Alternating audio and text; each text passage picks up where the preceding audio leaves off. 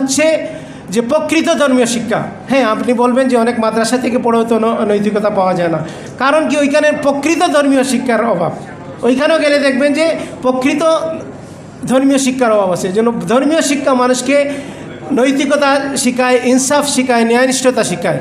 এই জন্য জাস্টিস হওয়ার জন্য আপনি যদি জাস্টিস চান তাহলে আপনাকে ইসলামের কাছেই ফিরে আসতে হবে, ধর্মের কাছে ফিরে আসতে হবে।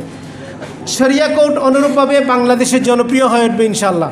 এই জন্য আমরা এই যারা দায়িত্বশীল আছেন সবার কাছে, প্রিন্টিং মিডিয়া, ইলেকট্রনিক মিডিয়া সহ বিভিন্ন মিডিয়া, আমাদের মিডিয়ার মাধ্যমে যারা শুনবেন সবার প্রতি আহ্বান হচ্ছে যে আপনারা প্রত্যেকে যার যার অবস্থান থেকে আওয়াজ তুলুন যে আমরা আমাদের শরিয়া কোর্ট চাই, আমরা আমাদের দিনকে, আমাদের ইসলাম অনুযায়ী আমাদের সমাধানের জন্য আমাদের শরিয়া কোর্ট প্রয়োজন। সম্মানিত উপস্থিতি, আমরা যদি দেখি যে আজকে সংস্কারের কথা হচ্ছে, ইসলাম একটা হচ্ছে সংস্কারমুখী দিন, সংস্কারমুখী জীবন ব্যবস্থা। ইসলামের একটা বিষয় হচ্ছে ইস্তিহাদ। ইস্তিহাদ মানুষকে সবসময় যুগোপযোগী ইস্তিহাদ করে একজন মুস্তাহিদ যুগোপযোগী গবেষণার মাধ্যমে তিনি সিদ্ধান্ত প্রদান করবেন। তো ইসলাম সবসময় সংস্কারের কথা বলে, তাজদিদের কথা বলে।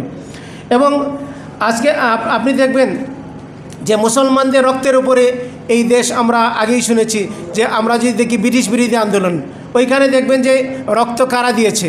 আজকে ভারতের ওইখানে গিয়ে দেখেন যে ওইখানে গেটের মধ্যে কাদের নাম লেখা আছে, ওইখানে যে বেশিরভাগ হচ্ছে মুসলমানদের রক্তের উপরে এই ব্রিটিশরা এই দেশ থেকে বিতাড়িত হয়। তারপরে দ্বিজাতিত্বের ভিত্তিতে আমরা একটা দেশ পাই। দেশটা দুইটা পার্ট ছিল, পশ্চিম এবং পূর্ব। তারপরে সেখান থেকে আমরা বাংলাদেশ নামক সেই দেশ হয়েছে। আপনারা জানেন যে সিলেট সহ কিছু অঞ্চল ছিল যেগুলো রেফারেন্ডামের মাধ্যমে বাংলাদেশে আসছে। তো বাংলাদেশে এইগুলো কিসের জন্য আসছে? ইসলামের জন্য।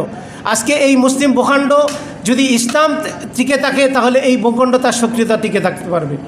আমাদের পার্শ্ববর্তী যে দেশ আছে সেই দেশ সে সীমানা উঠিয়ে দিতে চায়, মানে সেই মুসলমানদের যে বর্ডার আছে সেটা গুড়িয়ে দিতে চায়। তো এই অবস্থায় আমাদেরকে ইসলামের ওপরে টিকে থাকতে হবে, চেষ্টা করতে হবে। আমরা বারবার রক্ত দিয়েছি, কিন্তু আমরা এই ব্রিটিশ বিরোধী আন্দোলনে, তারপরে পাকিস্তান প্রতিষ্ঠায়, পাকিস্তানের পরে বাংলাদেশ প্রতিষ্ঠা, বাংলাদেশের পরে বিভিন্ন সময় রাজনৈতিক পট পরিবর্তনে মুসলমানদের রক্ত গিয়েছে, কিন্তু মুসলমানরা তাদের সেই কাঙ্ক্ষিত সাফল্য পাচ্ছে না। কিসের জন্য? বারবার আমাদের এই সাফল্য না পাওয়ার পেছনে হচ্ছে যে এক শ্রেণীর বর্জুয়া শ্রেণী আছে যারা আমাদের এই সফলতাকে কেড়ে নিচ্ছে। সেই যারা কেড়ে নিচ্ছে তারা সেকুলারিজমের কথা বলে, তারা জাতীয়তাবাদের কথা